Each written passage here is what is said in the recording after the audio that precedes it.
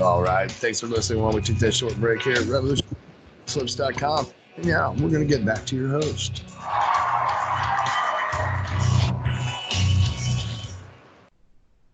Well, good afternoon, folks.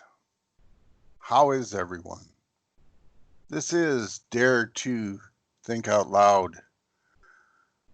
My name is LB Bork, and today I'm solo so far. Our other panelists didn't check in or couldn't make it. John's got an important engagement, and the other two, I don't know what's going on. They didn't answer the request, so I called my friend John of Connecticut, and he's going to join me here in a few minutes. And we're going to be talking about Marxism applied in America. And a lot of people don't think America's communist, but they're just listening to what they were told. They don't look at the facts. So we're going to go into that and kind of distinguish what's going on right now in regard to the chaos that's being applied to the United States and what's going on in that respect. But until my buddy gets here, I want to clear up a couple things of housekeeping for the station. This is Revolution Radio, revolution.radio or freedomslips.com. We are listener supported and been on the net for a few years, and it's been done by voluntary, action. People are finding out that a lot of the platforms like Twitter, Facebook, and others are censoring people quite a bit. And a lot of them have to do it because of the political correctness of the system, which would be the communist system, as I have written in my materials in book 20 years ago. Been trying to get people to understand it, that they're participating in a non-constitutional system, and they don't understand why things aren't working. But anyway, back to duties of volunteering to help us. We need your donations. It is a station that operates on, people's support, and our managers do everything voluntarily, and the servers cost money to keep up. That is one of the things I think is still free. That is still free is the internet. It's not totally controlled. They do listen on their platforms because they think they can, but the internet itself, I haven't seen any problems with. And that goes for Revolution Radio. We need your donations. If you go to freedomslips.com and go to the top of the page, there's a donations button right there next to the store button, which is also a good way to help us. You can buy shirts from the station and other things, and, just kind of show off and tell people that you're into alternative truth, and maybe I get some more listeners for us. That would be great. We're doing pretty good otherwise, and anything helps us. So there's also snail mail that you can send in a donation. That's at the bottom of the page at freedomslips.com. That's freedomslips.com. Some people pronounce it freedomslips.com or freedomslips.com. I really like Freedom Slips because basically that's what's been going on for us and just for quite a while. So people don't understand it. They're really seeing it now. I said in my book 20 years ago that this was coming. I've been waiting for it for 25 because I wasn't really the one that called it per se. There were people before me. The thing that I've done is, applied facts of communism in the United States and show how it's done in law. And people, because they don't know law, they don't understand it. They might see some things they've been told is based on Marxism, but they really don't understand it. And the most telling thing of the Communist Manifesto is income tax, and that has definitely been applied in the United States. That's the biggest one. Plank 4, that's plank 2. Plank 4 is totally above everyone's head because they don't understand what the language means in it as it's applied in the United States. And that was done with the 14th Amendment, actually. So it's one of the biggest ones that people fail to understand. It has to do with the taking of property of rebels and, people that don't understand they're rebels because they're rebelling against their freedom of the original Constitution, which limits the government from intrusion into our lives. And of course, that has been quite steadily progressed, and that's what progressive means, progressive implementation of communism. Of course, that's been done 50 years now. What you're seeing now is our Marxism based concepts that Marx put together. And, the destruction of religion, of course, I think that was mentioned in the Communist Manifesto, if I remember correctly, but it was more of a Marxist principle to do that. And the main one I've been going on is destruction of countries and nationalities, or the elimination. They've done that under the 14th Amendment. That's the big one.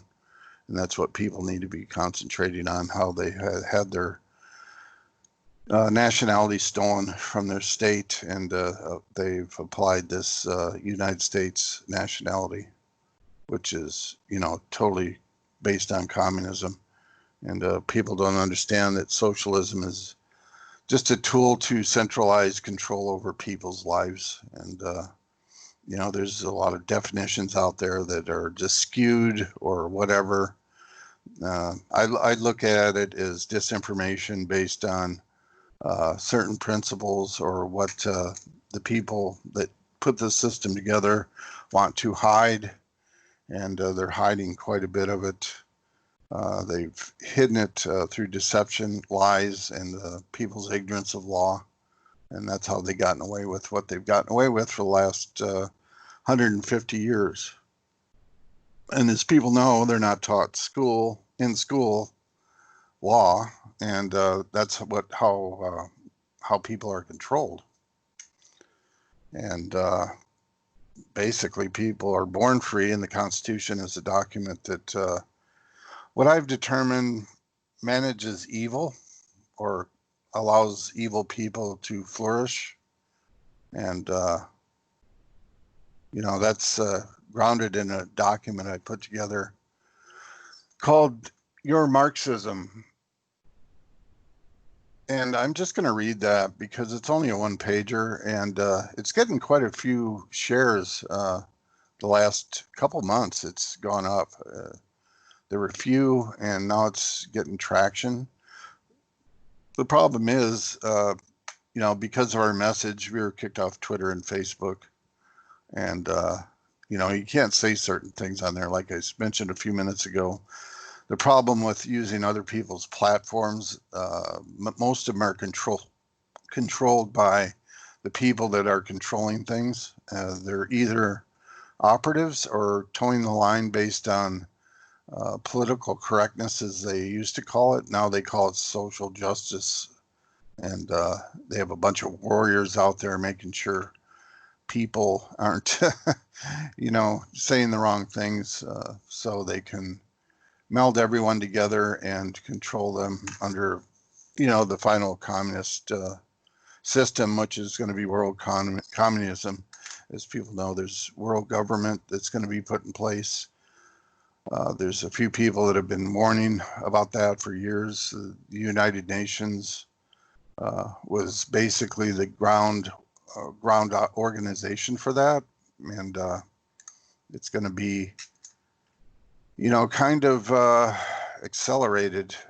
They really don't have it in place as much as a government per se. It's more of an organization without the teeth. But if people don't stop it, it's going to happen. There's people like the Koch brothers and other people of, elite nature that have promoted the 14th Amendment, which actually did create a governmental provision that's done by the consent of the governed. It's not really an organization in sense of the United Nations, and what they do can be enforced by law once they get that put in place. And there's people out there that have been promoting world passports and world citizenship. That's all part and parcel of world communism. They just don't understand it, and it's been just kind of I don't know, troubling, because people really don't understand what's going on. Oh, my friend John showed up. I'm going to add him in. We'll see how that works. Anyway, yeah, there's a lot to understand, and that's what People's Awareness Coalition's about, getting people to understand these things. Your Marxism, again, is the paper I put together to kind of advise people of how it works. John, are you there? I am. Hi, how are you? It's a pleasure to be with you, LB. Well, thank you for joining me. Everyone else kind of just drifted off today. I don't know. There's a lot of stuff going on. You're out of power, right? That's right. Yeah. For 2.5, almost 3 days. That's terrible. Yes, it's been inconvenient, and I've been witness to incompetence. Yeah. Would you think it'd be worth getting a generator, maybe? There's this guy up in Canada I like to listen to. He's an electronics genius. He does repairs and things. He just put together a generator. His name is Mr. Carlson. He's kind of a character, but he's a genius, man. I really think he's got it going. But yeah, he put together a generator. Maybe we should watch how he did that and get you one. Oh, that sounds like a great idea. Yeah. You bought generators for other people. How come you haven't done that for yourself? It's a good, darn good question. The shoemaker has no shoes. Yeah. I spent a lot of time trying to make things better for other people, maybe. I think that's true. You've been with PAC about what, 20 years, kind of? I've known about PAC since, I think, pretty much the beginning, and I've been solidly with PAC for a little over 10 years. Yeah. Yeah, solid. Yep, very solid. It's hard to get people committed, I guess, would be the word. Not committed in sense of going to a mental hospital, but you would think that sometimes. But yeah, there's no commitment out there. Well, what's the phrase that? I don't even remember how it goes. Something like, the person who is the first to see events is the crazy one. Or maybe they're talking about patriotism. The patriot is the one who who sees sees the danger, right? But it's hard, right? It's the one that is the first one to get up and fight. Everyone else sort of follows suit afterwards. There's Mark Twain that said that, I believe. Oh, maybe it was Mark Twain. I should look that up. But it's sort of like that. I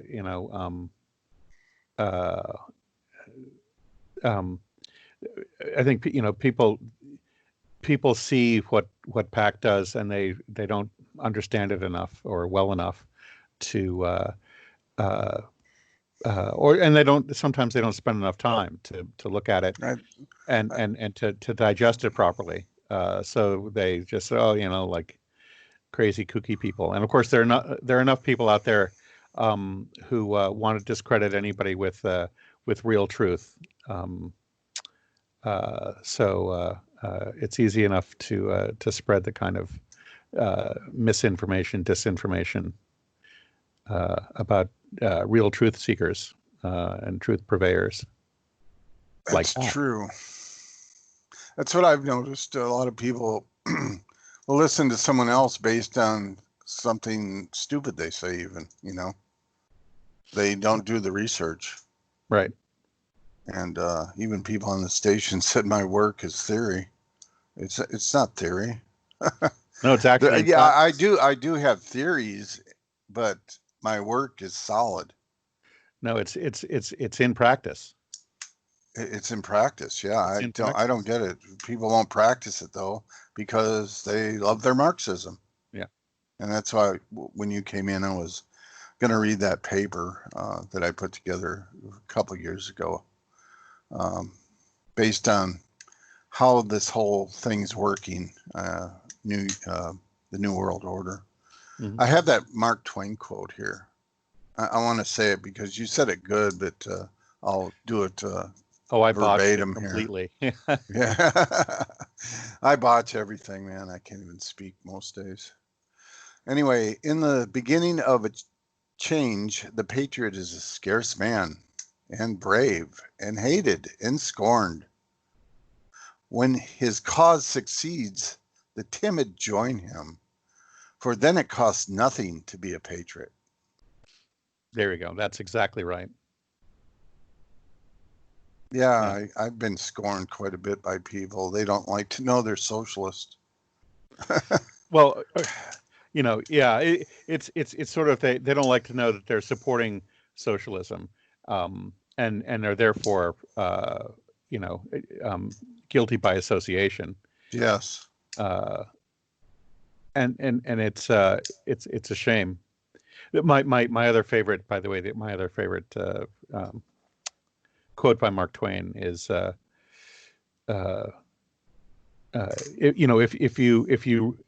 if you don't read the newspaper, you're uninformed. But if you read the newspaper, you're misinformed. Yeah. Yeah. Here's another one. Never argue with a fool. Onlookers may not be able to tell the difference. That's right. And that kind of gets back to what we're saying, right? Yeah, I think so. People listening to other people. Yeah. Without investigation. Well, here's the last one. Mark, since we're throwing out Mark Twain quotes, the other one is, the more I get to know people, the more I like my dog. Yeah. I know that one. I have a good friend that feels that way. She does. Anyway, you're familiar with your Marxism paper, right? Yes. Yeah. I don't know. I did a couple revisions on it. The latest was, it's almost a year old. But yeah, I haven't touched this paper in a year. It's only one page. Yeah. But my cousin Randy was on with us a little bit in the past on Ultimate Remedy. Mm-hmm. That's my program that's on Tuesdays. And we discussed this, and this just flabbergasted him because until you see it, you don't really get it. And this comment out of the Communist Manifesto really spoke to him because he sees it happening, But anyway, I call this clause out of the Communist Manifesto basically a catch-all for any Marxist type things that might be being seen going on. But anyway, let me just read the thing. I call the first section progressive sinning. Americans are seeing problems, not only here, but worldwide. It's called world communism. And I got that footnoted. I'll go through the footnotes after I get done with this. Fact is, progressives or liberals are actually Marxist, but so are conservatives. The sad truth is the past 150 years of what they call progress, quote unquote, is actually grounded in Marxism. Here, let Karl Marx, the frontman author of communism, tell you via the blueprint developed in 1848. He said in the document, there are, besides, eternal truths such as freedom, justice, etc., that are common to all states of society. But communism abolishes eternal truths. It abolishes all religion and all morality, instead of constituting them on a new basis. It therefore acts in contradiction to all past historical experience. And that's the Communist Manifesto, 1848, Karl Marx, Synagogue of Satan member. Yep. And then, that he noted religion in there, but he really didn't dwell on it. Mm. But anyway, to continue on what I put down for the first section here. People in America seem to like words that are thrown at them without any investigation. Truth is, most of you believe you aren't communist because they say so, meaning government, media, your teachers, whatever. The fact is, every plank of the Communist Manifesto and much of its dogma can be found in American governance. So do you understand? The plot is progressive, quote unquote. And as Liber, L-I-B-E-R, means free in Latin, note that's the forepart of liberty also in English. As Liber means free in Latin, there's a lot of people free to do whatever they choose, include a liberal amount of sinning. And it's not very much more here, and then we'll get into the footnotes rather. Government serves evil. Here's another quote by Karl Marx. Nice plan, Karl. Capitalist production, therefore, develops technology and the combining together of various processes into a social whole, only by sapping the original sources of all wealth, the soil and the labor.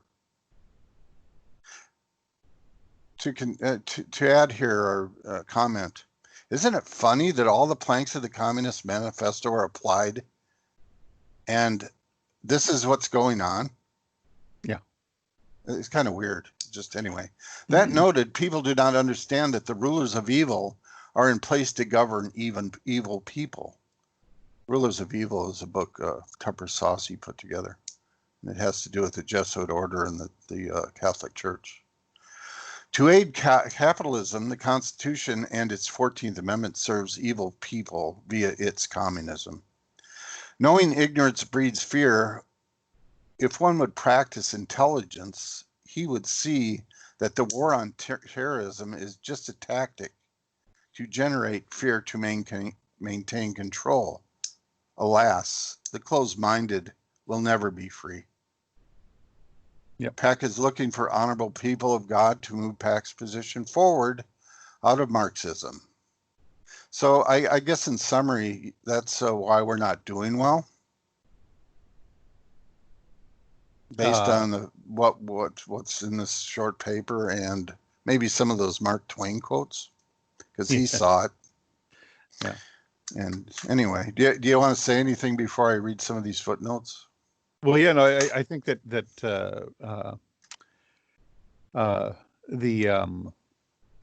quote about capitalism here, capitalist production therefore develops technology and the combining together of various processes into a social whole. But only, but he's saying it only does this by sapping the original source of all wealth, soil and labor. Yes. So essentially, he's letting the kind of letting the cat out of the bag and saying that capitalism is a form of Marxism, but we're going to use it as a boogeyman to get people to go to be enslaved. Yeah, to be enslaved. We're going to get them to. We're going to. We can. So essentially, you have. There's that. that polar thing, um, is that like the left-right paradigm, where you say, okay, well, we don't want to go left, so we go right, or we don't want to go right, so we go left. This is we don't want capitalism, so let's go for socialism. Oh, we don't like Right. socialism, so let's go to capitalism. But essentially, they're two sides of the same coin. They're both actually Marxist, right? It's instead of capitalism, what we need, or what we want, what we should desire, is free enterprise, right? Where people are able to enter a marketplace, and within within social parameters, freely to engage in the exercise of their own labor for their own benefit. Yeah. Period. Oh, see, capitalism, there was such a thing prior to 17, when Noah Webster defined what it was, but it wasn't really defined until then. And we'll get into that definition after the break. We have some station announcements, and we'll be back with Dare to Think Out Loud after those announcements. Stay tuned.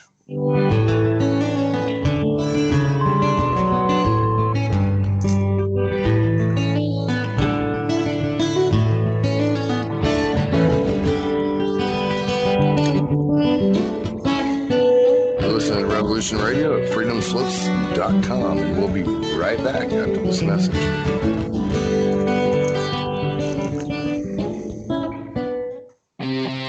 We did not engage in conflict that was out of line with our mission. Is it disloyalty? Is it sedition? Is it treason to oppose the hands of tyranny? Never! I will never send troops anywhere on a mission of that kind without telling them that if somebody shoots at them, they can darn well shoot back. I know not what course others may take, but as for me, give me liberty! Oh, give me death! A dark cloud is finally lifting across the world as U.S. military intelligence and their global partners are destroying the deep state criminal power structure that has ruled over our planet for hundreds of years. We are free with the God-given right, and we shall not yield that right to any power on earth. Hi, I'm Scott McKay. The world is at, and I am your host on The Tipping Point on Revolution Radio, where every Monday from 8 to 10 p.m. Eastern, we bring you the latest in this ensuing takedown of this global criminal empire. That's an image of strength. You'll get the raw, hard truth here on The Tipping Point. So come join us Mondays, 8 to 10 p.m. Eastern in Studio B at revolution.radio.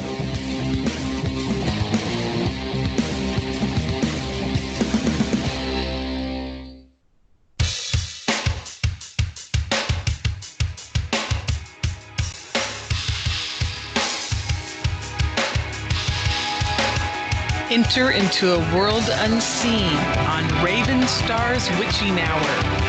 You will encounter eclectic topics from the realm of spirit brought into our matrix of truth. With your host, the Solaris Blue Raven. Solaris will bring you an array of unique guests covering topics from ghostly spirits to amazing anomalies, covert technology, UFOs, and shadowy global events. And that's right here at Revolution Radio, freedomslips.com, Saturdays, midnight till 2 a.m. Eastern Time. Revolution Radio, where information never sleeps. Let the magic rise.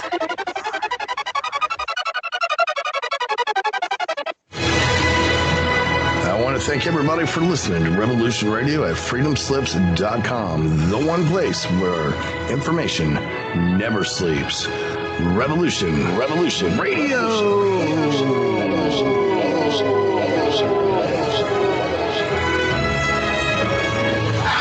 All right, let's show them what we got here.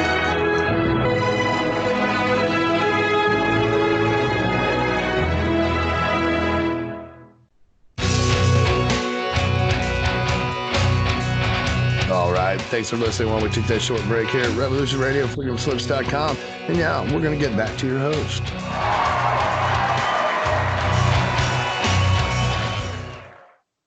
Well, we're back. This is Dare to Think Out Loud. Today is August 7th, and this is that day's edition. And we are live, unless you're listening to a recording in the future. Anyway, I'm alone today. This is LB Bork, not owner. Why'd they say that, John? I'm the founder of People's Awareness Coalition. It was established to be a coalition of people that wanted to be free. We have a few people out there. John himself is with the PAC Alliance, which are friends of the coalition. And, sometimes it takes a while for people to decide or know what they have to do to be free of the system. I know there's a lot of people out there that are off the grid, but most of these people, I'd say at least 95% of them, don't look at the law. They just kind of get off grid and, they run into law problems, and they still have problems because they didn't free themselves. They didn't exit the law grid. And that's what PAC's been about for 20 years now, 20 plus years. It's been 22 years since the founding of PAC. It was founded on examining the definition of human resource, which is a very disgusting and terrible definition. Don't you agree, John? Hello? Sorry, I muted myself. Yeah, I have that problem sometimes too. Sometimes people wish they could mute me. But anyway, Yeah. I asked you if won't you be held thought back, LB. You won't be held back. Oh, this is dare to think out loud. That means speaking your mind. That's right. But I asked if you thought human resource was on its face very disgusting to me when I first heard it. That occurred to me too, though I wasn't quite As disgusted. No, bold enough to write a paper about it. Yeah, and send it out to a bunch of human resource departments. That's right. Back in 1998, and then you get told I need a life and things like that by the sheep that are getting pruned or sheared rather. They're getting just trashed, and it's terrible. And people don't stand up for their rights. I know. Well, and people don't know that they're just. It's so overt that you're called a human resource. Like, really? So yeah, that's what I said. And what this means is that humans, because humans are a resource for whom? For some corporations. So now people are now subservient to corporations as their resource. No, their property, basically. Right? Property. There you go. So it's that's a fact. Yeah. People don't understand their property based on the Federal Reserve note. It says note on it because it means debt. And if you go into the U.S. code and look what's happened, transpired over the years, people are security for the debt. All these free checks that are coming out by the government, they're not free. No, you're paying for them. Paying for them with your body. You pledged your body. Yep. That's anyway. I was done with it 25 years ago. I got on it and I go, I'm not paying for this nonsense. Anyway, before the break, we were talking about the definition of capitalist. And, I wanted to tell people what the definition was based on what Noah Webster said. He was the father of the American lexicon. I don't think he was a conspirator, but since Webster's, what do they call it now? Webster's something else. Merriam? Oh, Merriam-Webster's dictionary. Merriam-Webster, yeah. Right. Since whoever that is got involved, it's really, taken on that Marxist, system. So it's changed a lot. That's what they've done to con people, deceive them. They've changed a lot of definitions and brought them up to date to be progressive. Anyway. Well, for a point of information, the Webster came out with his first dictionary in 1828, right? Was it 1828? Yes, that is the year the first one came out. Yeah. It's online. There's a couple, sites with it on there, and it's done pretty well. I'm impressed, and it's based in Christianity too. I think Christians put it up there. Yeah. Another deceived lot of people. Anyway. Capitalist, a man who has capital or stock in trade, usually denoting a man of large property, which may be employed in business. So back then, people were generally, just farmers and lived hand to mouth. They produced what they needed. It was called, Marx referred to it as historical materialism. And what we're living today is Marxist materialism, buying crap from Walmart you really don't need. That's right. That bought its crap from China. Yeah, right. Well, that's capitalism, you see.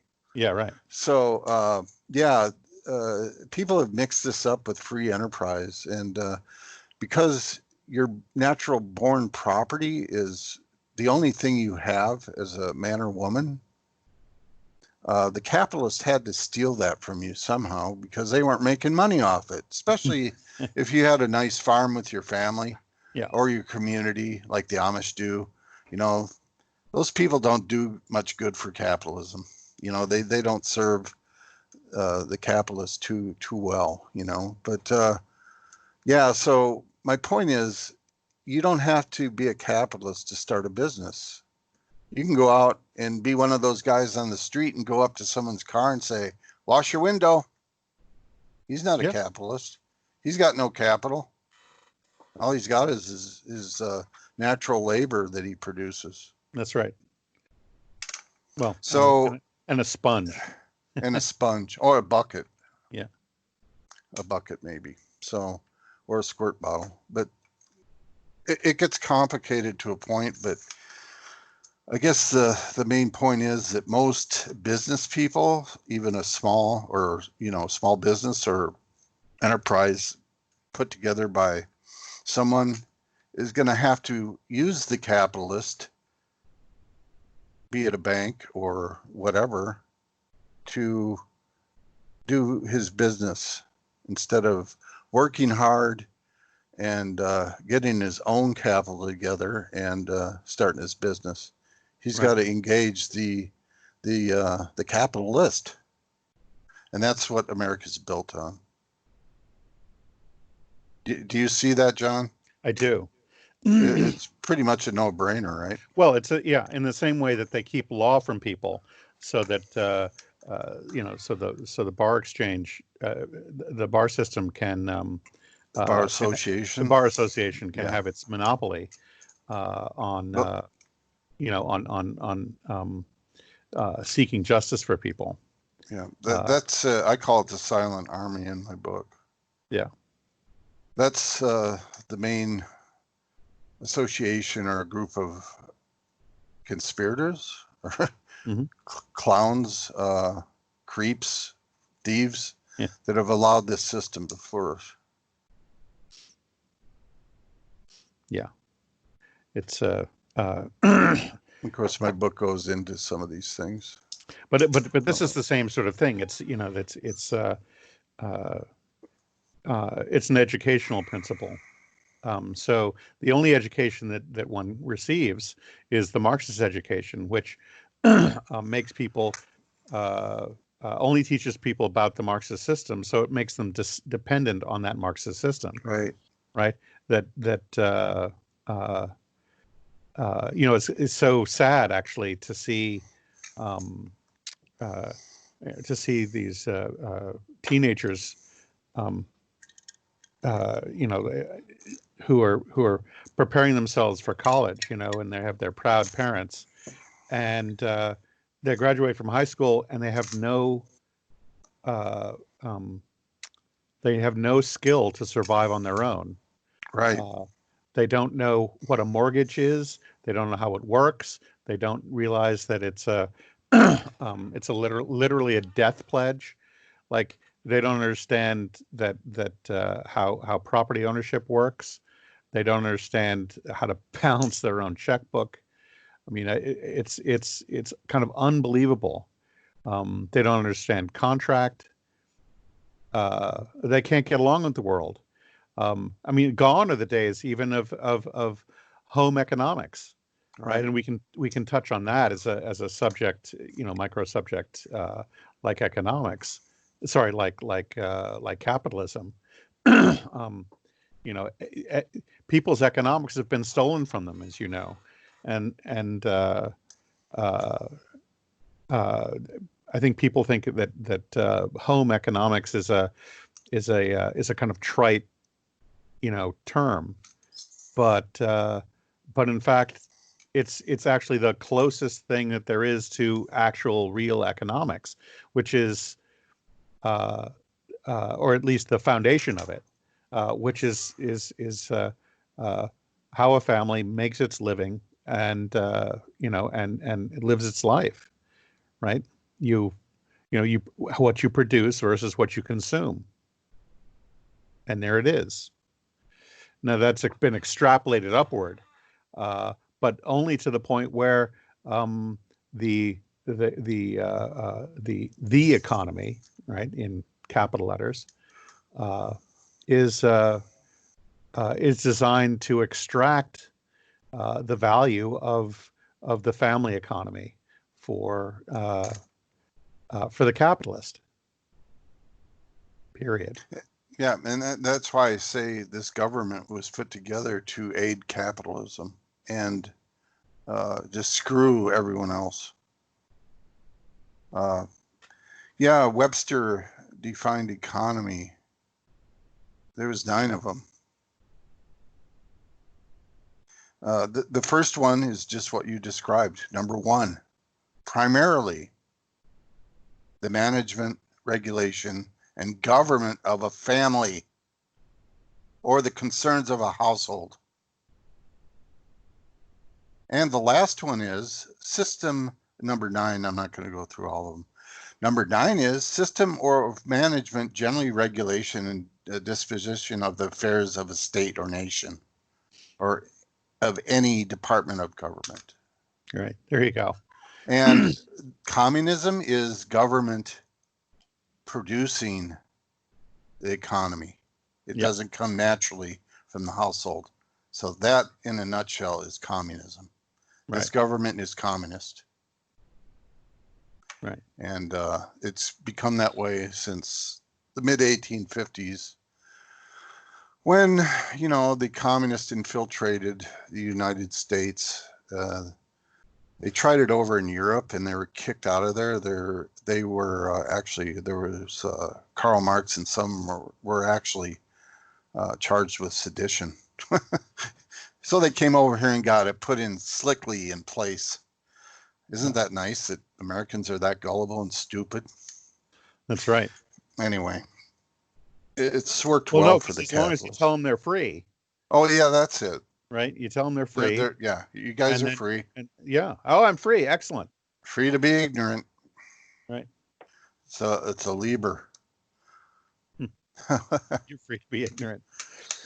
Some people have told me that, I'm a classic liberal. But if you do enough research, a liberal has always been a chump and someone that's bought into the system. And I'm not going to get into the Constitution issue because, like some people say, it's all we've got. And my remedy is grounded in the Constitution, even though it's iffy and whatever. It got really bad, though, with the 14th Amendment and what they did after the You're Civil saying the War. Constitution is iffy, not your remedy, obviously. Right. Yeah, thanks for clarifying that. Some days I wish I could mute myself. So I misspeak quite a bit. Seems so, anyway. Yeah, well, we talk about self-government a lot, Yeah, well, I don't control my mouse some days properly. Anyway, the footnotes of this short document, they defined world communism in the U.S. Code for People. It's in the U.S. Code. The first footnote in that paper is Title 8 USC Section 1101A40. I showed this to a friend named Ray back 25 years ago. He says, "What's that doing in there?" Well, I found out and wrote a book about it. Anyway, definitions. The term world communism means a revolutionary movement, the purpose of which to establish eventually a communist totalitarian dictatorship in any or all the countries of the world through the medium of an internationally coordinated communist political movement. It's kind of stealthy in the United States, so it's been stealthy, pretty stealthy. It took them about 100 years to get it installed. Like I've said, all the planks and a lot of dogma of the Communist Manifesto is applied in the United States. And it has been for over 50 years. It took about 100 years to get it put in place. Right now, what you're seeing is Marxism. It's just a plethora of things based on that definition I read out of the Communist Manifesto a few minutes ago or earlier. And, a destruction of the family was one of the main things that Engels, another cohort that helped Marx with the Communist Manifesto, they talked about that, destroying the family. That needed to be done. And it was to create more households so they could sell more crap, the capitalists could, and destroy the local economies. Anyway, that's the nutshell version of that. And here's another thing I had found by one of the radical Republicans, which I refer to as the original Communist Party from the 1850s. It's by Daniel Webster, no relation to Noah Webster that I'm aware of.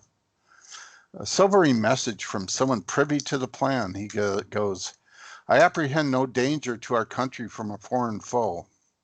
Our destruction, should it come at all, will be from another quarter. From the inattention of the people to their concerns of their government, from their carelessness and negligence, I must confess that I do apprehend some danger.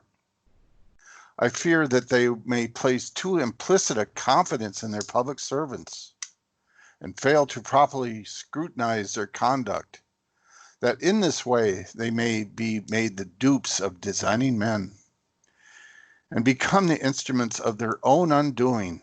Oh. Make them intelligent. Yeah, okay.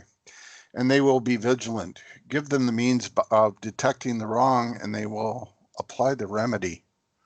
And that was about 1850, a couple of years after the Communist Manifesto was released. I always had trouble with that statement because I was thinking, why would someone that installed this system or was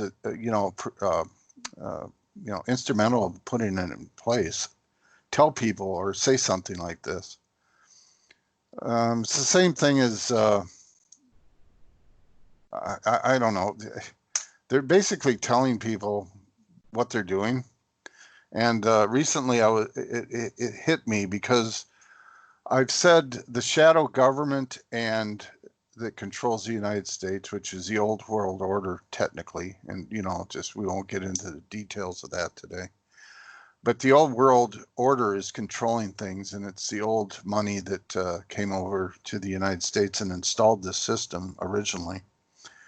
But they came up with this thing called the deep state recently. And I said, well, there's a vast difference between these bad actors that they're the Trump administration's trying to go after. And you kind of want to call them patsies or useful idiots.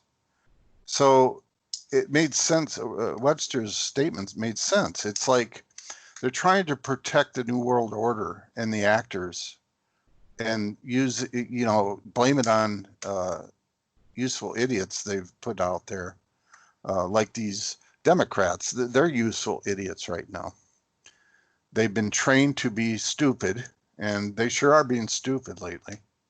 But, that's the Marxist training they got. So what they're doing is they wanted to hide the grand plan from people and be able to blame it on the public servants or, bad people.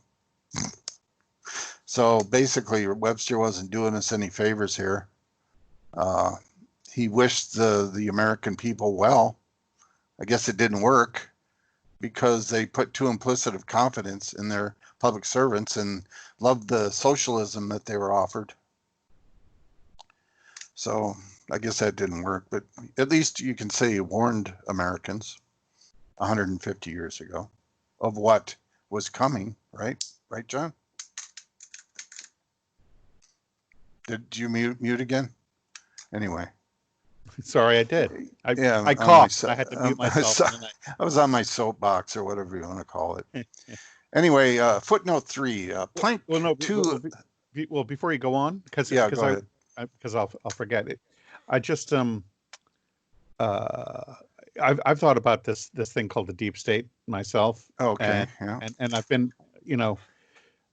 I haven't taken to the term particularly until I could sort of because I haven't had there isn't a really good definition out there that I've come across.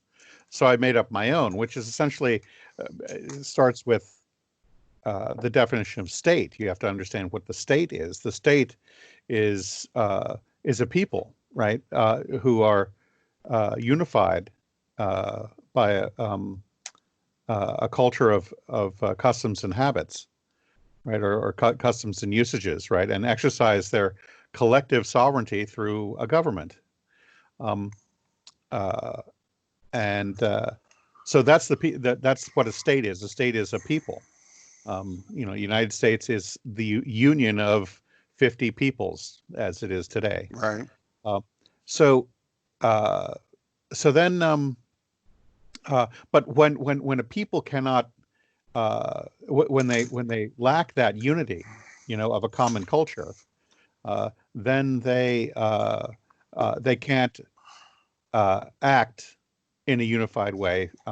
They can't exercise their collective sovereignty through their government. So then the government essentially becomes the state. Hence, this is why I believe people call the government the state, because they're not in a state of unity anymore. When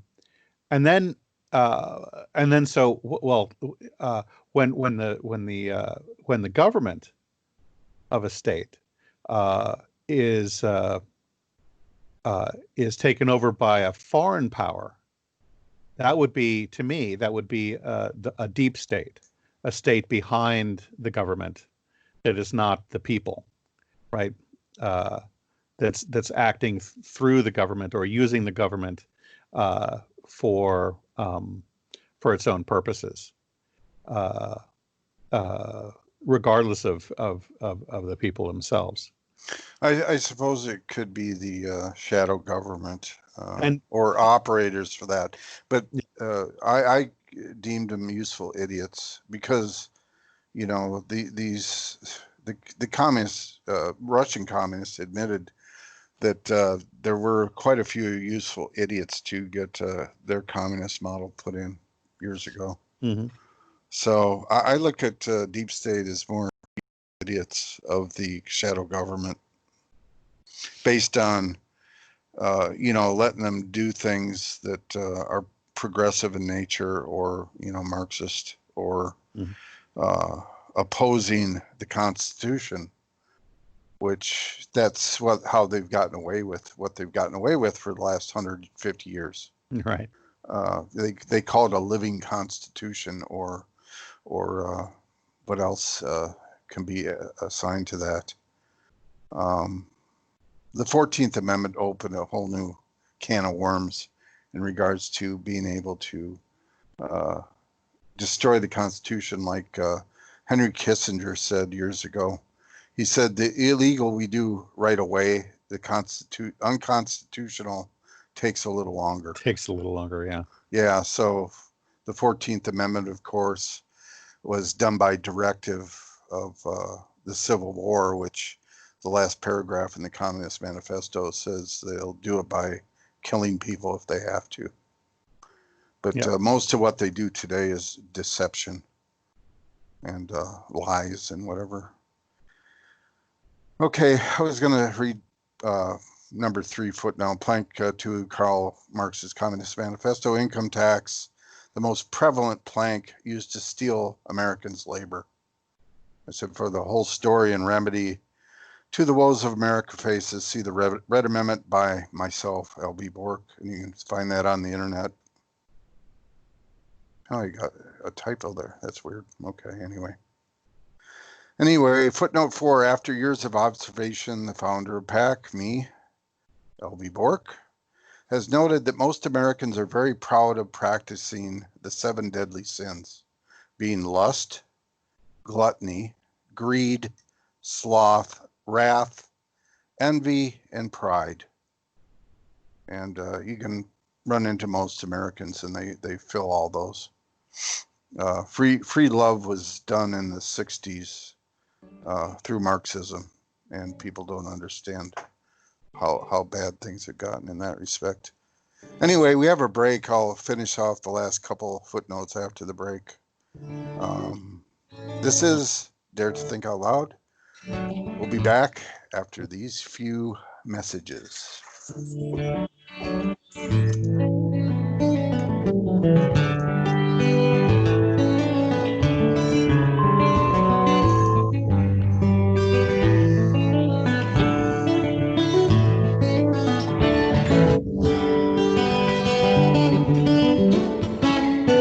Listening to Revolution Radio at freedomslips.com, and we'll be right back after this message.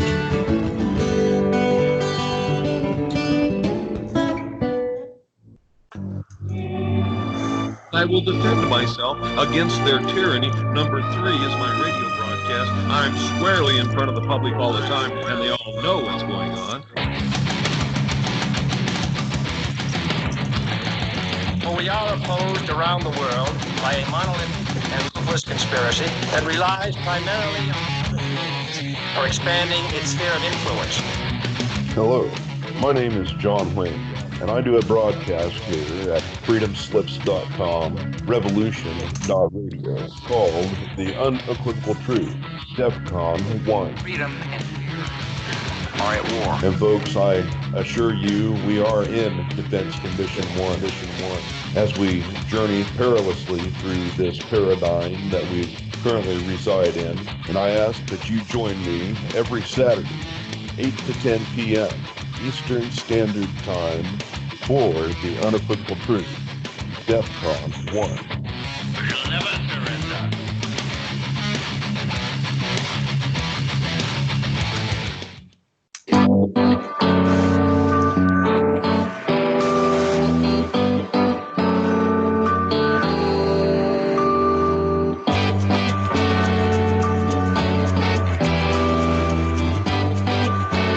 Narco-syndicalist commune. We take it in turns to act as a sort of executive officer for the week. Yes. But all the decisions of that officer have to be ratified at a special bi-weekly meeting. Yes, I see. By a simple majority in the case of purely internal affairs. Be quiet. But by a 2/3 majority in the case of more... Be quiet. I order you to be quiet. Look, you stupid bastard, you've got no arms left. Yes, I have. Look. It's just a flesh wound. I don't believe I've seen such a display of courage, skill, nerve, grace, and stupidity. I'll do you for that. Oh, what? Come here. What are you going to do, bleed on me? I'm invincible. You're a loony. The Black Knight always triumphs. Roundtable Live, Monday through Friday, 1 a.m. till 4 a.m. Eastern Time. Bring your mind, bring your ideas, bring your voice. King Arthur had nothing on us here at Revolution Radio, freedomslips.com.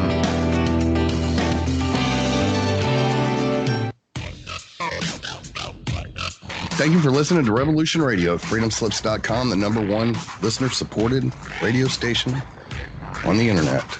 Please help support this station so this battle can continue forward. Revolution Radio!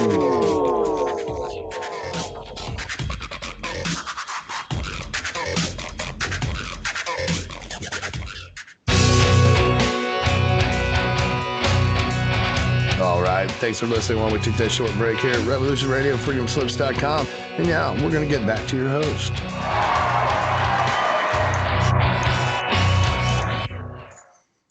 Hey, we're back. This is Dare to Think Out Loud. Today is August 7th. And this is the second hour of today's program. Glad you could join us. My name's LB Bork. The other panelists are doing this or that. I know John, he had some problems with that damn hurricane that went through. I know John with me today, my friend of many years, probably a good 10 at this point. It's unfortunate. I blame myself. He ran into People's Awareness Coalition about 20 years ago, and he didn't know what to do with it. Matter of fact, someone in the chat room just said, I read some of your stuff. What do we do with that? Anyway, that's probably the major problem with many people. And that's where, I don't know, people, you said something about that, John, last hour about. Yeah. How would that be applied? People need to be taught, right, what to do. Well, I think there's a my experience is that there's, people exist in the extant paradigm of their lives, right? As we talked about mostly last hour about this kind of this Marxist world that they live in, that they've been educated in, that they've interacted with all the time, and so to be given something, information or knowledge that is outside of that paradigm is jarring, right? And you're looking for a way to take that knowledge or that pieces of information that you're taking, and you want to put it somewhere. You want to apply it, and you don't know how to apply it because you're trying to apply it in the wrong paradigm, in the wrong system. And so, I think what we can maybe do a better job at is trying to is explaining and setting out a different kind of paradigm for people so that they can say, oh, okay, I understand how to manipulate what I'm being taught here or shown. That I know that I can I have something to do with it or a place to put it. I can start to rearrange my worldview to accommodate this new understanding. And I think that was my problem, is that I didn't have that back in 2000. I didn't have that footing to be able to augment my worldview in order to accept and understand and digest and synthesize what it was that Pac had to offer me. Right. I don't know how I came to know what I know. I went to a lot of classes and listened to some other mentor type people, and we studied law. But I knew there were problems. I guess I could go back to my childhood, and I just brought this up to my mother a few months back, and I go, what's with my brothers? We all lived in the same house, but I was manufacturing and going door to door selling my product at age 10. Mm-hmm. While they sat on their asses and did what? I don't know. I don't remember. I went to the library and read a little bit and, worked on my model railroad and, my fish aquarium. Right. While my brothers did what? I don't remember. It's like I was motivated for some reason. I guess I watched my mother produce things and make money off it. It's a no-brainer, I learned by watching. And my other grandfather, I learned a lot from my one grandfather. And that's how things used to work. People learned the trade of their father and they carried on the trade or, did something similar or related to it. But that's gone because everyone's a human resource now. But I watched my grandfather, my one grandfather, I asked a lot of questions too, and he said, "How can you learn anything if your mouth's flapping and asking so many questions?" So I use that same principle today. I've applied it to my avatar that's on Skype. Someone said it looks like you have a mask on. No, I just have my mouth covered, based on what my grandfather kind of just. I told you my grandfather said to me, but the other part is my ears and eyes are exposed, and the Bible says those who have eyes to see and ears to hear will be free under the law of God. Of course, I'm embellishing that or paraphrasing what that meant, or basically, but that's where I'm at. So I guess the answer to the question is you got to kind of watch and learn or work with other people. And that's been PAC's big problem. People are sinful and they just care about themselves. That's all pursuant to Marxism, and that gets back to why I read that one footnote about the 7 deadly sins that Americans practice. I've been criticized about using that too because I guess someone from the Catholic Church came up with those some years ago. But it was before the church really got infiltrated. And just like when the Constitution was put in place, yes, it was a conspiratory document made to enslave everyone under commerce, but not all the people that were involved were evil people. Same thing with the church when it was established. There were some good-hearted or, religious or spiritual type men that were doing things, or writing and exercising what they thought Christianity was about, It didn't get bad until the Jesuits infiltrated, which I think is just another operation of the synagogue of Satan that infiltrated in the 1500s. And that's a story for another day. We won't get into that. But let me based on narcissism, ego, and materialism, the pursuit of self, wealth, and status, and greed. Let's go over another document that I found on the internet, and I tried to get a hold of this guy's, I think a college professor out in California, and I couldn't find him. But the title of the document was "Greed," and it was by a guy named Julian Edney. This is the second part of the sinful nature of Americans. He did a essay called "Greed," like I said it was, and he basically was tearing apart Ayn Rand. Oh yeah. And you and me have gone over some egoist type principles the last few weeks, right, John? Yeah. Well, Ayn Rand was the biggest egoist out there, and he said this in the document: "We exist in kind of a void in which individualism flourishes, and narcissism, ego, materialism, the pursuit of self, wealth, status, and greed, but nothing that moves the masses together." So he pretty much summed it up right there. Yeah. Well, it is that thing that about being unified, Right. as a people. Right. I mean, it's the only way you get self-government anyway, is to have commonality, have unity of culture, have a unity through a culture of customs and usages, which is a loose definition of common law. Yes.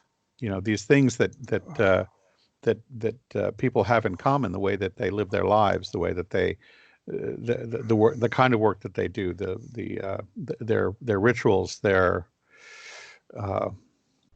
way they resolve problems among themselves. All of these things are collectively the things that bind them together. I'm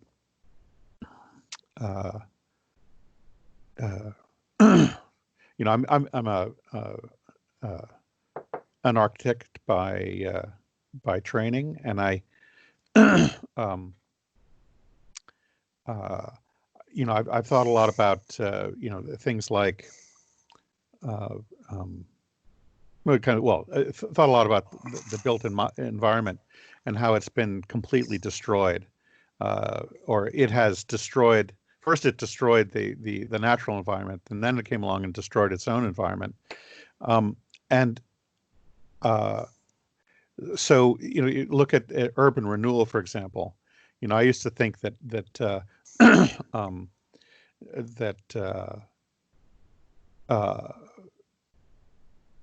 renewal in the United States was a reaction to all of the great cities of Europe that got bombed and destroyed during the Second World War. I called it war envy. So they decided they're going to destroy their own cities here in the United States. And I used to say that as a joke, but then I kind of came to realize, hey, if you want to, and of course this goes back to the Marx quote that you mentioned earlier. You want to change or take control of a culture, and dominate a people. You destroy their history. You undermine their knowledge of themselves. Right? What do? You take away the physical memory of their past. So that's what they did. They destroyed all these cities, and they're virtually unrecognizable. They did it wholesale, and then of course at the same time you got the interstate highway system being built in the 50s.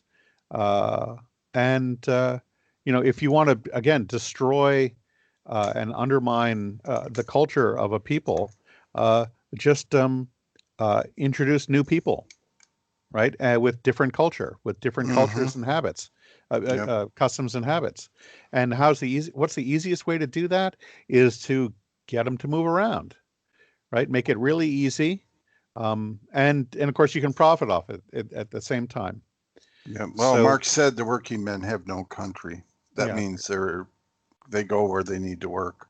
Yeah. For corporations, of course, as we see it today. Sorry, go ahead. Well, yeah, no. So, but we have the same sort of thing. So, what's interesting is that people long for that stability. It's now, New England is a wholly kind of hated place for its liberalism, but it has some of the up north. In Maine and New Hampshire and in the northern parts of Vermont, it has those places that are kind of lost in time a little bit because there are families that have lived there and communities that have been there for generations and they haven't left, and it's because the highways missed them. It's because of course they had to deal with their own kind of stuff like.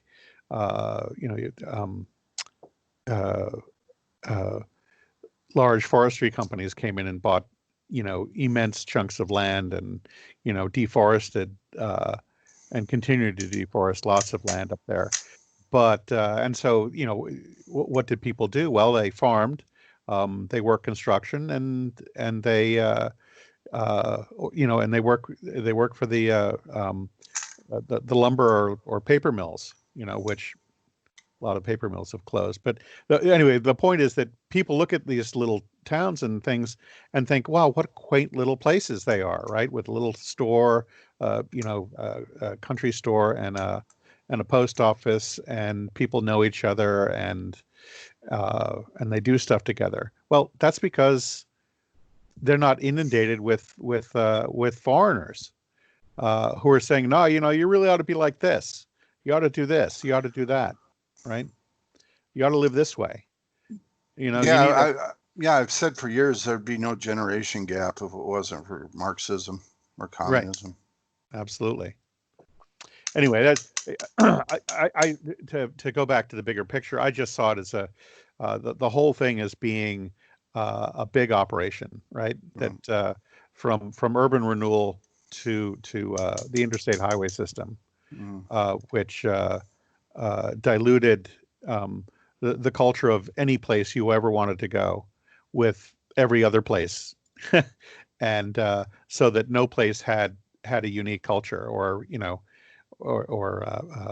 was left with much of a unique culture. And that way, the people are divided and can't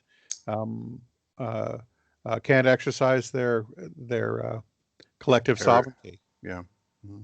And therefore are controlled and administered to, as opposed to administering themselves or having self-government. There, got off my soapbox. Okay. Yeah, Edney also said about this, well, it was more of an introduction. He said, this essay defoliates Ayn Rand. Rand, I argue, is no spent force. She spent most of her life spreading propaganda, which has helped corrupt popular thinking. And there's more to that, I believe. Just a second. Her prescriptions still inspire the young, damage public morality, and contaminate America's economic policies. And by the way, she was a Synagogue of Satan member also. Figure that one out. Oh, and she dated one of the Rothschilds, another Synagogue of Satan member. Now that's a piece of information I didn't know. Really? Oh, okay. Well.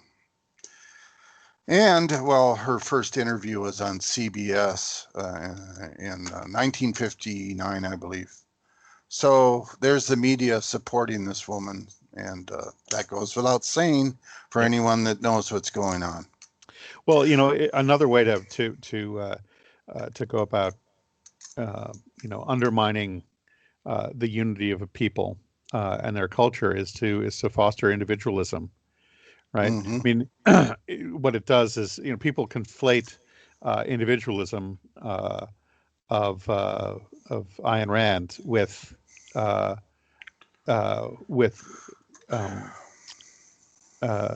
individual God-given rights. So one is in order to hold everyone in a community to the same standard under law. And under God, they have to have the same things have to be. They have to have the same attributes, right? Or be given the same rights. The issue is that you get into the individualist. Who then goes off and says, "Well, I'm my own sovereign, and therefore I make the rules for myself," and they get rid of, or they don't get, they abandon the unity of their community, their state, right? And they go to prison because it's a non-entity. People are not sovereign. People are not sovereign. Yeah, right, exactly. But my point is that they all of a sudden think that they can act independently, and that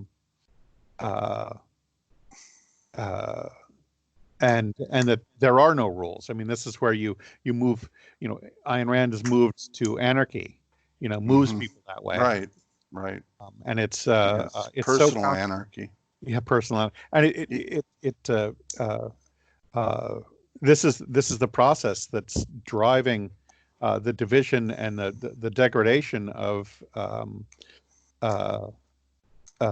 our collective cultures here in the United States. This individualism that. Where people get to make up their own rules, but they don't know what rights are. They don't know where they come from. There's no unity about protecting them or understanding them or teaching them to their children, or actually living according to the law of nature and nature's God. Right? Gone. Right? Because I couldn't, I'm an individual. I don't have to do what other people say. right? That's So, been taught to us. There's individualism, but there's also selfishness, and that's what we've experienced. You know, I was going off point a little bit. Remember the TV show Bonanza? yeah. I'm of the opinion that was propaganda to show that the elite can own big tracts of land and you don't get anything, and you should be happy with that. Oh, and that all large landowners are benevolent people, right? Mm-hmm. And Right. looking Yeah, after that was shown through the program too, but or the programming of the program, but that's what the New World Order is all about. The elite, like the CEO of Nestle, for instance, or example, he believes that only corporations, which are dead entities given their existence by the government, and the government is technically you people, and you let them do it. But people shouldn't own water. Only the corporation should, so they can profit off of it. So that's how sick the system is. That's right. And so any promise of no land or property ownership of Marxism is they don't want anyone to own property except for the elite. And that's one thing I discovered as being a no-brainer observation, that when you read the Communist Manifesto, you look at it and say, gee, or if you had two brain cells to rub together, you'd say, gee, the middle class is bad and the ruling elite are good people, and you can't have property. Oh, where's that property go? It doesn't go to the state. It goes to the elite. Right. And, well, it's held for the or corporations. In communism, it's held by the elite held by the state or the government for the elite, right? Yeah, that's what's going to happen. Just like I mentioned, I think it was the other day on my other program, that what's going on with California is, like I said, working men have no country. They've migrated the people up from Mexico, and just basically push the old population out, so these people of Mexico can be cheap labor for the corporate farms, who now will own the properties that the family farmers used to own in California. Yeah. So the corporations get their cheap, or the elite, everything's consolidated. That's one way you can look at capitalism. It's eventually going to be one person owning everything the way it's going. You can see the consolidation of things happening. One of the stories I like is there used to be 800 tractor manufacturers in the Midwest of America, and now there's only a couple. So the the communist system has eaten up all the free enterprise that used to exist. Right, and made it unsustainable. Yes, it is. For people to exist without it. And of course, as we know, the corporation has no country either. They go where the cheap labor is. So this is all world communism, folks. Okay, on to footnote 5 of that paper, Your Marxism. It's one of my favorites, and I was so honored when Tupper Saucy, author of Rulers of Evil, said this to an email in me back in, I think it was 97 or 98. He go, it was probably 98, because he already knew I started People's Awareness Coalition. He goes, I admire PAC's readiness to inform and assist souls out of the New World. And he didn't know the full extent of what I was trying to achieve, but he knew I was getting people out of the system, which is totally lawful. The government, before they took over during the Civil War, they allowed an exit plan for people. Of course, no one knows about it, and everyone loves their Marxism so well that they don't want to take advantage of it. So anyway, but here's another quote by Justice Black. He was of the Supreme Court. This was a quote from the 1960s, and it's basically a statement made in kind of stealth, or he's telling people what their problem is for not or being oppressed or whatever. But anyway, he said the chief enemies of Republican freedom are mental sloth, conformity, bigotry, superstition, credulity, monopoly in the market of ideas, and utter benighted ignorance. One of my favorites. The Supreme Court telling you right there that you're lazy and stupid and not paying attention, trying to be greedy. Yeah, I think it's worthwhile to break that down, because you mean discuss each one of the terms? Yeah. What is he saying here? Yeah. Right? I mean, we can go over that. We got a break coming up. We can go over that in the fourth quarter of the program. Yeah. Okay. The last segment. Well, let's do that, because I think that's these things are there's a lot in there, and that's worth discussing. And we can do that. Yeah, and unpacking.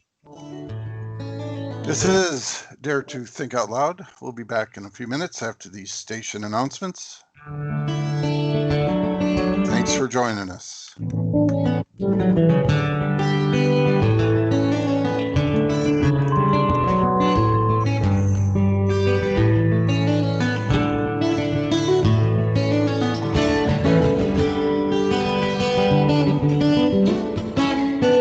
Listen to Revolution Radio at freedomslips.com, and we'll be right back after this message.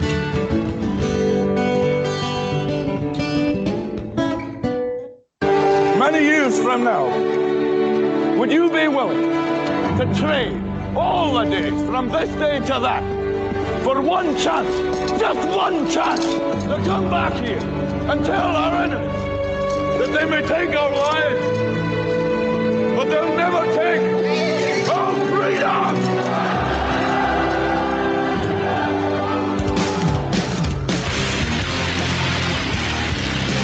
The future is uncertain.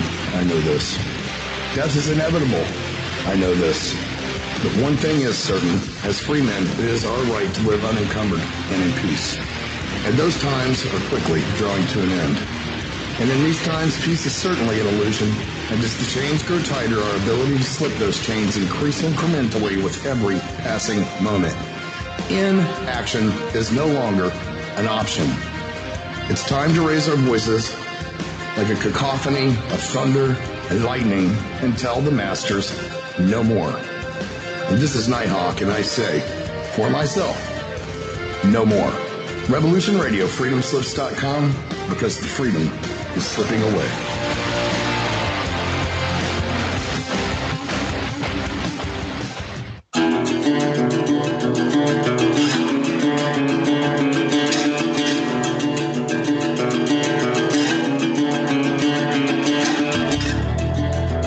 Travels to Earth through the rainbow crystal bubbles from the furthest reaches of space and time, across the dimensions, through the elements, and in harmony with the colors of the universe. Through her mastery of abstract stream of consciousness malapropisms, she weaves a web of comic, satiric, cosmic conversation. Her subjects can range from Norman, the goose next door, to astrology and earth changes, and into the deep recesses of the soul matrix. She holds a wealth of knowledge on herbs, plants, and astrology. Join Mona and her guests on adventures of a feral hippie as she touches the earthly radio waves 5 days a week at 2 p.m. Monday to Friday on Studio B at Revolution Radio.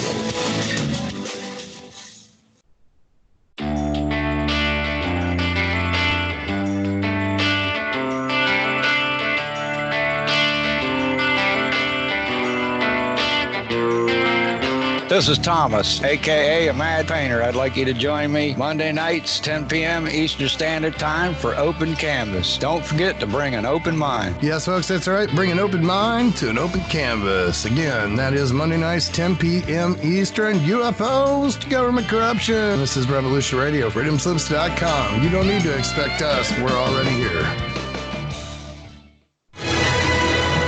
I want to thank everybody for listening to Revolution Radio at freedomslips.com, the one place where information never sleeps. Revolution Radio.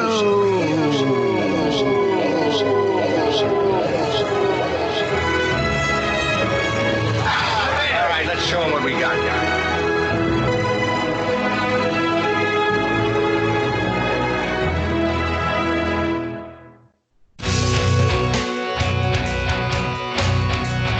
All right, thanks for listening while we took that short break here at Revolution Radio, freedomslips.com. And yeah, we're going to get back to your host.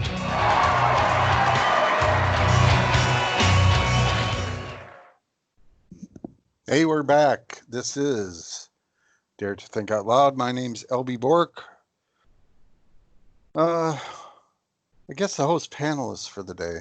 John from Connecticut's with me. The other gentlemen that usually join me, I don't know what they're doing. I know what the other John Breeson's doing. He's got a little bit of cleanup from that damn thing that affected John with me today. John lost power. John had a tree problem, the other John. So anyway, if I'm making sense, let me know, John. You're making sense. John 1 and John 2. I don't know. Too many Johns in the world. My father's name is John too. Also, there was when I was growing up, there were 3 Billies in my neighborhood, and my mother just numbered them: Billy number 1, Billy number 2, to Billy number 3, and then we just referred to them that way all the time. It's really funny. But I thought we'd go through this this quote by Justice Black, which you wrote. I stated I didn't write it. You didn't write. Sorry, that you stated. I just called people stupid. I right. keep shortening it up, and I've been trying to educate them for 20 years now, and personal testimony. I became very distraught and upset about 10 years ago. Because I realized I didn't have a people. Americans are lost, and they're so communist, and they don't even know it. And it is pursuant to what Edney was saying. Mike has a quote. Mike Gaddy. He says it's not that Americans are ignorant. It's just that they're so damn proud of it. And they are. So well, it's unfortunate. It's not so much pride, though. I think it is a matter of although maybe that is a big deal of it, a big part of it. But it's a matter of ego or letting go. Like right, you couldn't discover that you were wrong about something, right? I find that a lot of Americans sort of double down on on the thing that they rather than saying, oh, that's an interesting idea, let me think on that and try to understand what you're saying. It's no, we're just going to reject and double down on our wrong opinion, right? Which is too bad. Like Section 2 of the 14th Amendment, it's a crime to vote. It says so right in there if you read the syntax properly. I'll just have people say, no, it doesn't say that. Yeah, and really? That's all I've ever had people say to me. Oh, no, it doesn't. Yeah, really? Really? Okay. I lose. I think you do. Yeah, it's funny. Oh, forget my book and my, multiple papers I've written about this and the law that backs it up and whatever. Yeah, I'm wrong. Okay, whatever. Right. But anyway, do you have that list in front of you? Mental sloth is the first one. Well, or do we want to discuss what Republican freedom is first? Absolutely. Right. Okay. Because he says the enemies of Republican freedom. Well, Republican freedom is obviously has nothing to do with the Republican Party. That's a trick. It's about the freedom you get living in a Republican form of government, right? And remember that each state itself is guaranteed by the Constitution to have a Republican form of government, even under 14th Amendment insurgency. That's right. And notice also that nowhere in the Constitution or anywhere else that I've been able to find is the federal government guaranteed to be a republic, a Republican form of government, or have a Republican form of government. Nope. Right. So there you go. I mean, it all kind of starts there. So the enemies of Republican freedom under a republic, are mental sloth, meaning what? That lazy, not wanting to study, think. That's right. Yeah, too lazy to think about it or care. Yeah. Right. Conformity, because you're told something, so you believe it, and you don't want to. You want to do what everybody else is doing. Right. You like Twitter or Facebook. Let's use Facebook. Oh, right. You understand that we had a bunch of forums right before Facebook came out? Can't get people to go there anymore. Right. They go to the egotistical, socialist-based look at me forum instead of, where they could really learn something. Right. Right. Mm-hmm. That's conformity. Right, where you could actually interact with PAC and PAC members. Well, let's look into the way, let's look at the song "Brick in the Wall" by Pink Floyd, right? Mm-hmm. Aren't those people being conformist? Yeah, well, I mean, conform. Well, let's see. Okay. Go ahead. I don't want to ruin your explanation or what you think the difference is. Would be. Unlike a lot of people, I'm open to being corrected. Well, but there's a bad side to it. Let me just explain it. The conformity of what Pink Floyd song's talking about is the conformity of socialism and communism, basically. Mm-hmm. And of course, if you look into the Communist Manifesto, one of the mandates of communism is public school education. So what are these people teaching you? So that's what the Pink Floyd song is getting at. Mm-hmm. Conformity can be good, can be bad, I guess we could say, right? Yeah, well, I guess you're right, but I think obviously he means it in the destructive or bad way here. Mm-hmm. Justice Black does. Sure. Right. Bigotry is really just having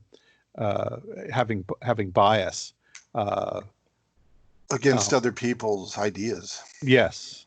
Right. It's not so much racism, but it could be. Mm-hmm. Being just an outright ignoring or being unwilling mm-hmm. to entertain what other people have to say.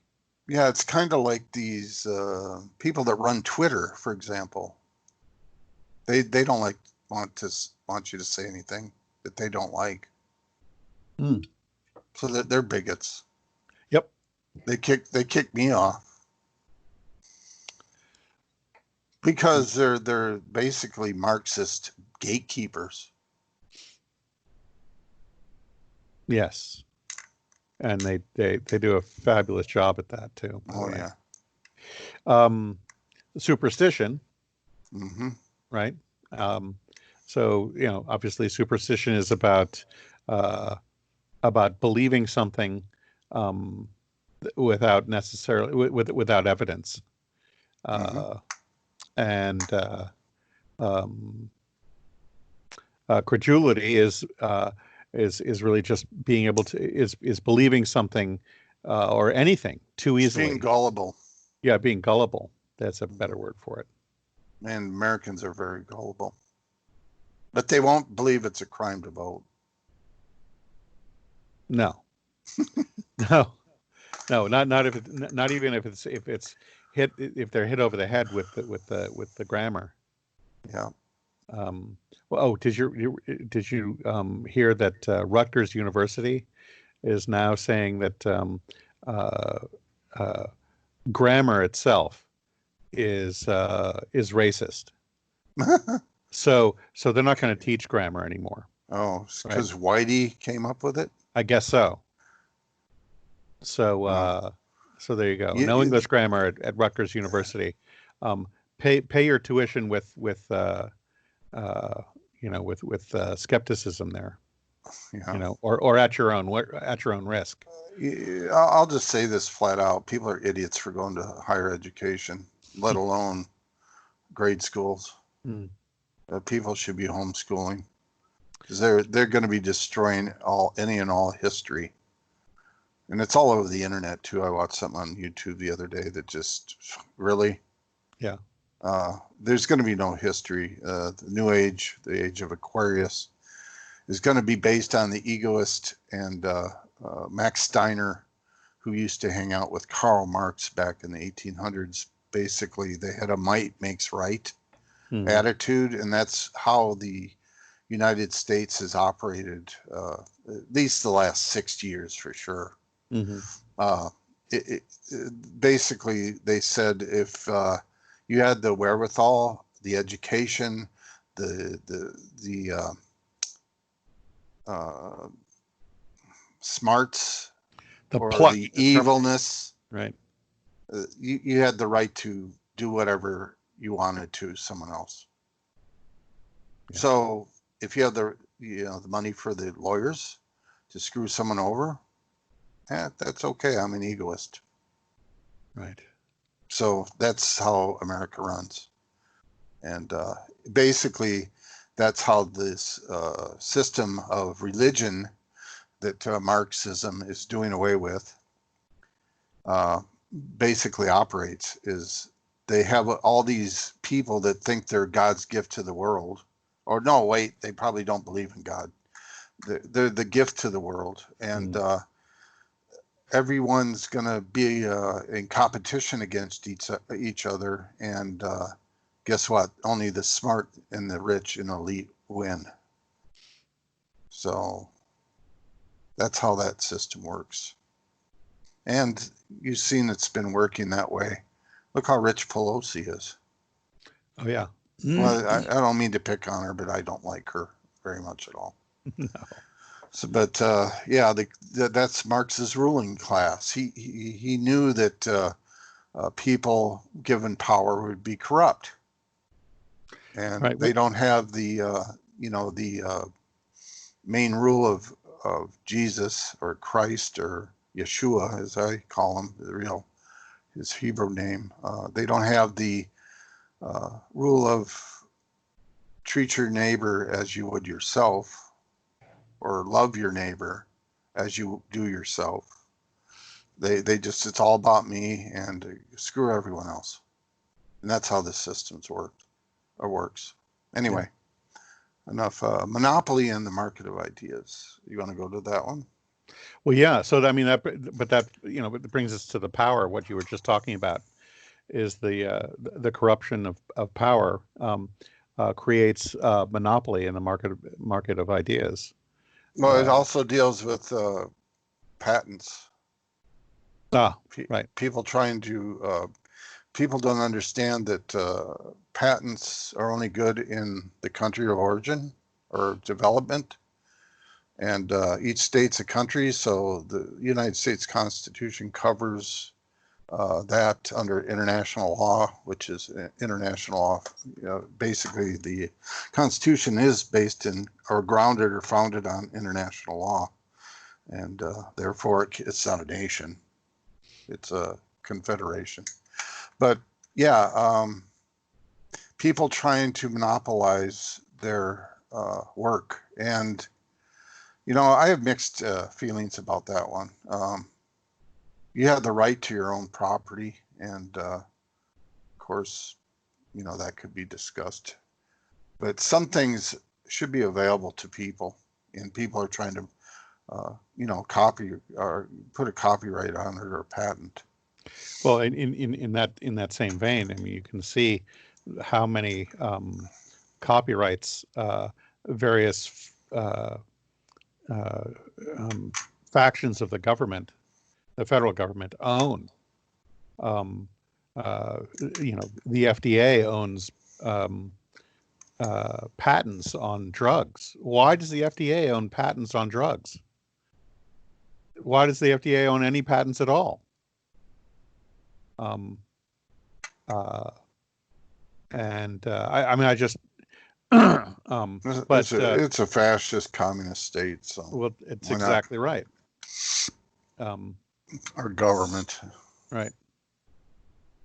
And then there's the last of the chief enemies of Republican freedom, the utter and benighted ignorance.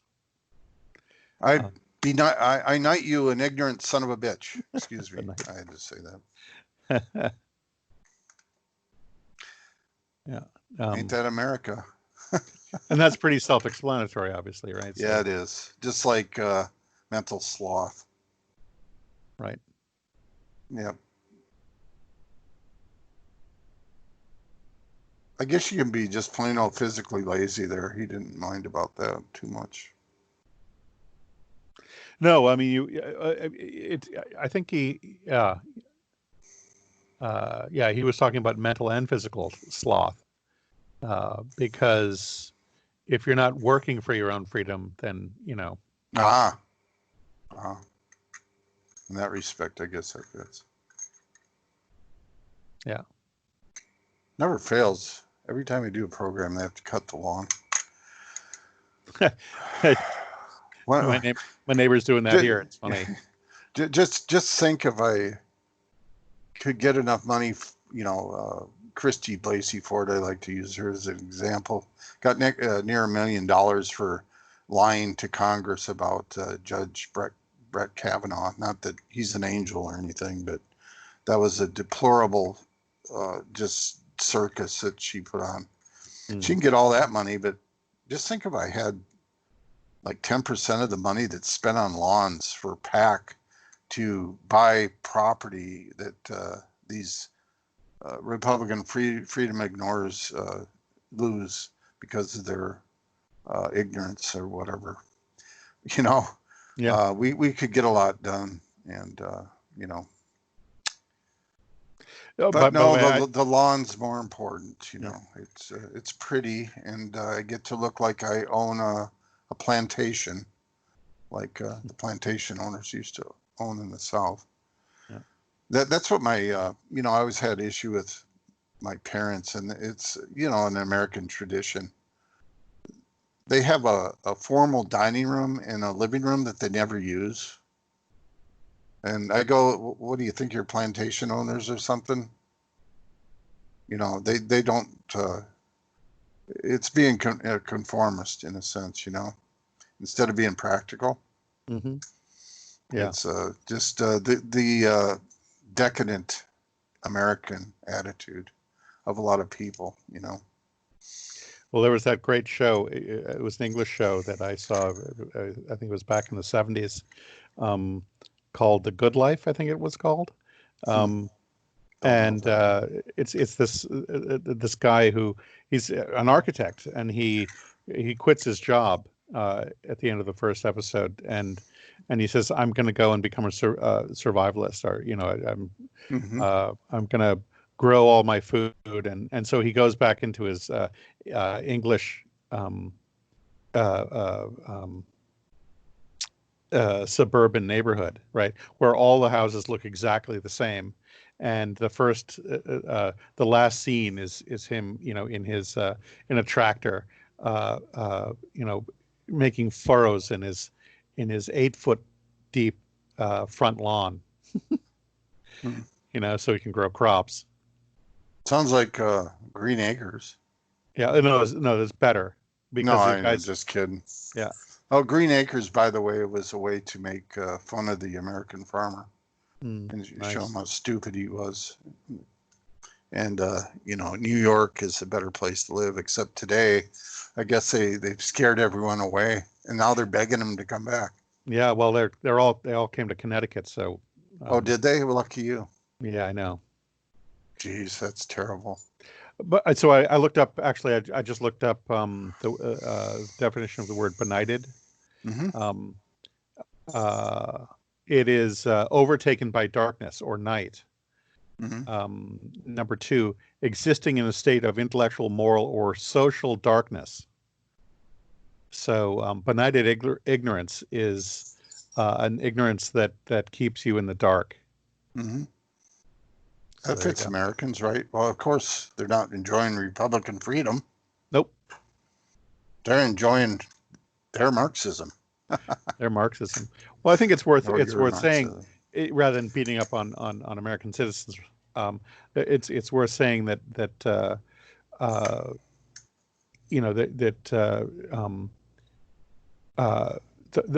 path to Republican freedom that we're talking about here is to recognize the state you were born in as well, first to recognize it as a country, and then to recognize that your allegiance is not to it, but to the federal government, which is, as you just said, is not a country. It's not a nation, doesn't represent a country. That's right. It's not a nation. In strict sense. Yes. Well, I appreciate your strict sense there. So, so the idea is, I'm talking like a legalese type person, because that's what they do. Like the Supreme Court says, the Constitution as written. What's that supposed to mean?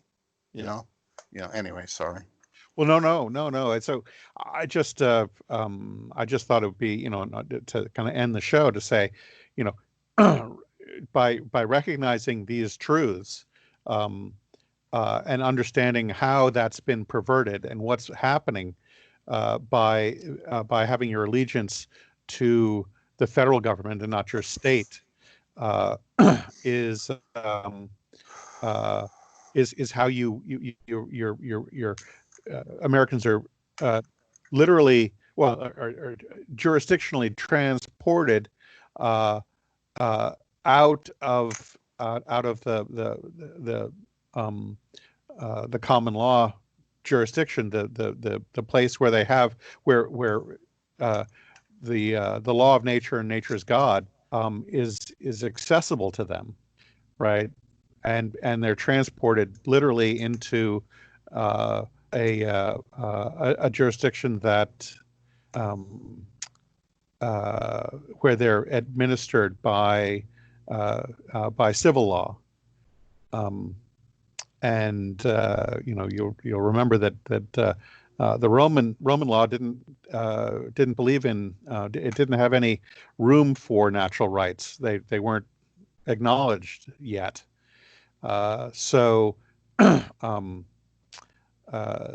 was all about your caste in that system that gave you rights, right? The system, the government itself gave you rights, not you weren't born with them.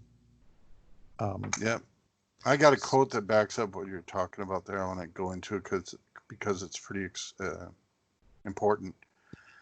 Chester Pierce, Department of Educational Psychology at Harvard in 1973 said, "Every child of America entering the age of 5 is mentally ill because he comes to school with certain allegiances towards his founding father, towards his elected officials, towards his parents, towards a belief in a supernatural being, toward the sovereignty of his nation as a separate entity. It's up for you teachers to make all these children well by creating international children of the future." And let me finish that for them. So they can become human resources under world communism, so the elite can make more money. he forgot to add that, so I helped him. Well, that's it. We're about done here for today. I hope we didn't make anyone upset. No, you're not accomplishing anything unless you make somebody upset. Well, we dare to think out loud here. I guess so. It's one of the few places we can do that. Make sure you send in a donation, or go to the website at freedomslips.com or revolution.radio. That's a web address. And hit the donation button. Yeah, we should tell people where to go for PAC knowledge. Oh yeah, PAC knowledge. Just go to any search engine, type in pacinlaw.us, and it'll pull up a ton of papers. Of course, you can get my book, The Red Amendment, off the website. No one reads anymore, though. It seems like they like to watch dancing monkeys on YouTube, which is very unfortunate, because a lot of it's disinformation, because no one does their own research. I found that out, I guess, the hard way. Based on the stuff I found out, I had to find on my own, because I understood by the time I listened to other people and my mentors that they were just repeating what other people told them. Mm-hmm. And what are the other people? Probably operatives to make sure this main system is maintained. And they've done a good job for the last 150 years too. The internet, is the best tool we've ever had, but it's being used for ego instead of unifying and working together. Quite unfortunate. We've got a new project coming out that'll be out in the next 2 months, which is pretty exciting. Probably the most groundbreaking thing I've ever done, except for my legal work for work and law. So we'll announce that soon. Great. Well, thanks for having me on, LB. Thanks for joining me. You're like the backup system. That's right. It's funny. I don't hear the. Yeah, there's no break music, so I think it's playing. Maybe we just don't hear it. So, have a good weekend, folks. See you next week. Yep. Bye-bye. Bye.